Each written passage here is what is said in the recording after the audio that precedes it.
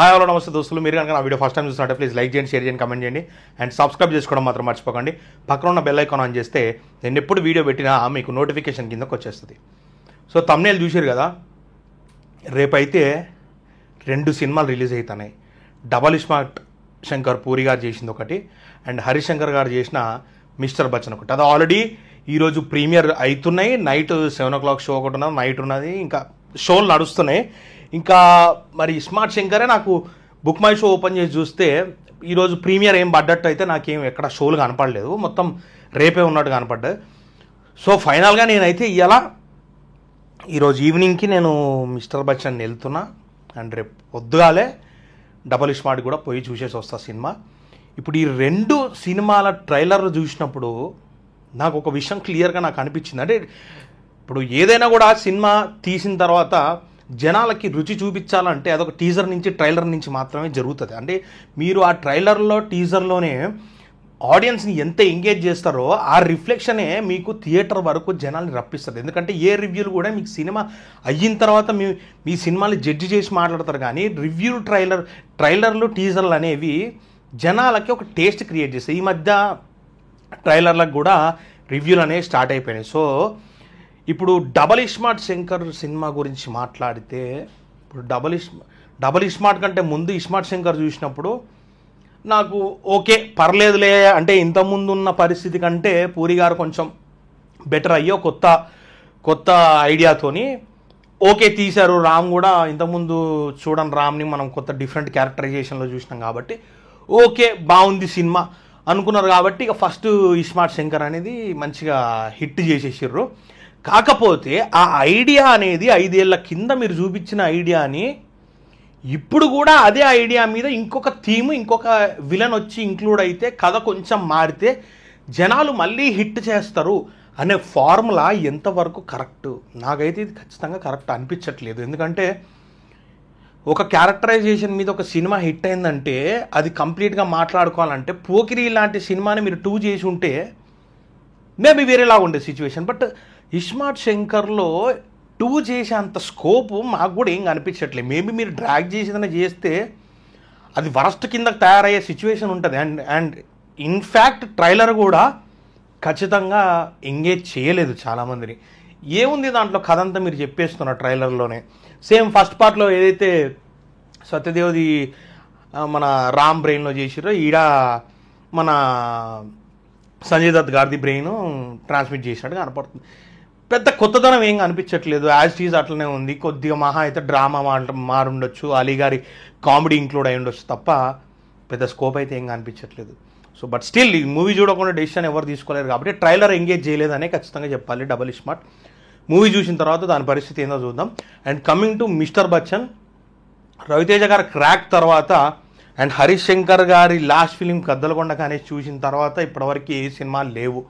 And Harish Shankar గారికి remake king అనే పెద్ద పేరు అయితే వచ్చేసింది.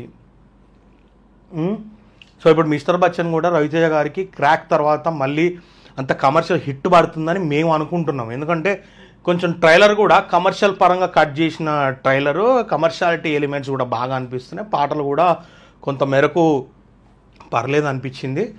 సో చూడాలి మరి ఈరోజు ఈవినింగ్ సినిమా చూసి వచ్చిన తర్వాత దాని పరిస్థితి ఏంటనేది అర్థమవుతుంది. హరీష్ శంకర్ గారు చాలా ఇంటర్వ్యూస్లో చెప్తూ వచ్చిర్రు బాగా, ఏంటంటే రీమేక్ సినిమా కూడా చేయడం కూడా కష్టం, మీకు అర్థం కాదు, ఏదన్నా కూడా ఒక ఇన్స్పిరేషన్ రావాలి, ఇన్స్పిరేషన్ వస్తేనే దాని నుండి చేయగలుగుతాం, కానీ ఏ చిన్న లైన్ అయినా ఏదన్నా కూడా ఇన్స్పిరేషన్ తీసుకొని అది చేసే కష్టం అనేది వేరే ఉంటుందని చెప్తున్నారు. But sir as a movie maker, as a Telugu film ఇండస్ట్రీలో మనం ఉన్నాము, మన ఉనికి కనపడుతుంది, మన డైరెక్టర్లకు ఒక స్థాయి ఉంటుంది, ఒక క్రైటీరియా ఉంటుంది. అది ఎట్లా జరుగుతుందంటే సార్, ఒకరు మూవీని మనము ఇది ఇలా జరుగుంటే బాగుంటుంది అని మాట్లాడుకునే అంతవరకు ఉంది. మీరు ఇంటర్వ్యూలో మాట్లాడింది కూడా నేను విన్నా.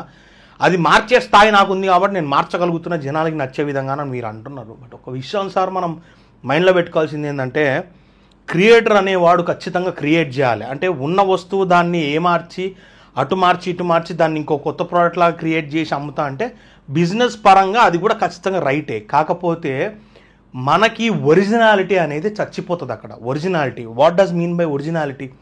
ఇప్పుడు మహేష్ బాబు సార్ అంతటా ఆయన ఒరిజినల్గా ఉన్నప్పుడు ఇప్పుడు అలాంటి పర్సన్ని ఇంకొకరిని నేను క్రియేట్ చేస్తా, కష్టపడి తయారు చేస్తా, మహేష్ బాబు సార్ కంటే బ్యూటీ యాడ్ చేస్తా అని మనం ఎన్ని చేసినప్పటికీ కూడా ఒరిజినల్ అనేది ఖచ్చితంగా ఒరిజినల్గానే ఉంటుంది. సో అది మనం ఒకటి దృష్టిలో పెట్టుకోవాలి. ఎండ్ ఆఫ్ ది డే మనం ఎన్ని మార్పులు చేసి తెలుగు ఆడియన్స్కి తగ్గట్టు సినిమా ఇచ్చినప్పటికీ కూడా ఇది ఒక మక్కికి మక్కి అనే పదం మనకు మిగిలిపోతుంది. అండ్ మీరు అలాంటి ఏమంటారు రీమేక్ స్టార్ లాగా, మీ రీమేక్ డైరెక్టర్ కింగ్ లాగా అలాంటి బిరుదులు మీరు పొందొద్దని మేము అనుకుంటున్నాం సార్. మా సైడ్ నుంచి అదొక రిక్వెస్ట్. మీరు ఇప్పుడు next Ustaad cinema power star Pawan Kalyan కూడా అదే సేమ్ సోకాల్డ్ రీమేక్ అవుతుంది.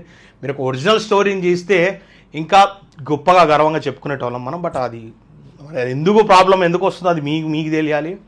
సో మాకైతే అర్థం కాదు.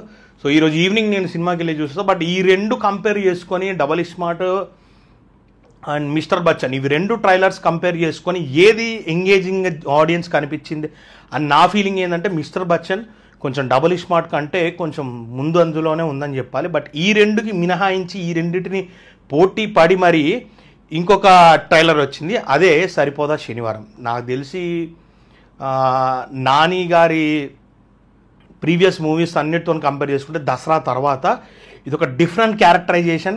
అండ్ ఎస్జే సూర్య గారి దీంట్లో చూపించిన విధానం అయితే చాలా క్రేజీ అనిపించింది నాకు. బట్ మూవీ గురించి నాకు నిజంగా వెయిట్ చేయాలనిపిస్తుంది. యాక్షన్ ఫిలిమ్స్ నేను అంత ఇష్టపడను. బట్ స్టిల్ ఏంటంటే ఒక టూ పవర్ఫుల్ క్యారెక్టర్స్ మధ్యలో కాన్ఫ్లిక్ట్స్ బాగుంటాయని నేను నమ్ముతున్నాను. అండ్ డ్రామా కూడా బ్రహ్మాండంగా ఉండొచ్చు. సో లెట్స్ వెయిట్ ఫర్ సరిపోదా శనివారం. ప్రస్తుతానికైతే ఈరోజు మిస్టర్ బచ్చన్ వెళ్ళి చూస్తాను, రేపు పొద్దున డబుల్ స్మార్ట్ కూడా చూస్తాను. దీని రివ్యూస్ కథ ఏందనేది డైరెక్ట్గా హానెస్ట్గా నాకు అనిపించింది, నేను చెప్పేస్తాను. ఇంకా సో మీరు మీ ఓన్ ఒపీనియన్ యాజ్ రాంపోతినేని గారు చెప్పినట్టు మీ సెల్ఫ్ ఒపీనియన్ అనేది మీరు పెట్టుకోండి. వాడికి నచ్చిందా వీడికి నచ్చిందా అనేది డజంట్ మ్యాటర్. ఖచ్చితంగా మీకు నచ్చుతుందా లేదా అనేది మీరు జడ్జ్ చేసుకోండి. మీరు థియేటర్కి వెళ్ళి సినిమా చూడండి, మీకు నచ్చితే ఇంకో 10 మందిని తీసుకెళ్ళండి, నచ్చలేదా మీతోనే అయిపోతుంది. చలో మళ్ళీ కలుద్దాం నెక్స్ట్ వీడియోలో.